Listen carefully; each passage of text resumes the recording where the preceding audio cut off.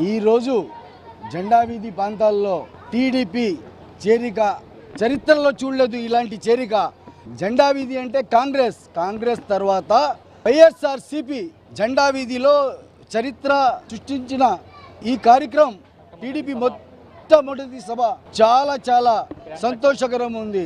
ఈరోజు 500 మందితో మన చేరిక జరిగింది.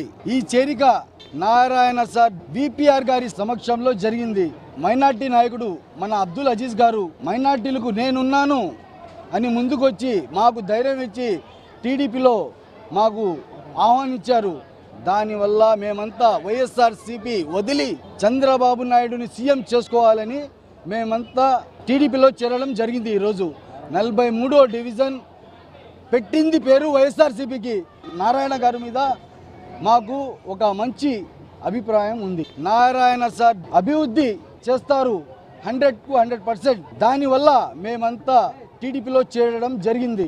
నెల్లూరు నగరంలో నారాయణ గారు విపిఆర్ గారు వీళ్ళిద్దరికీ సైకిల్ గుర్తు మీద వేసి సీఎంగా చంద్రబాబు నాయుడిని గెలిపించి మా రాష్ట్రాన్ని మా జిల్లాని అభివృద్ధి చేసుకోవాలని టీడీపీలో చేరడం జరిగింది ఈరోజు.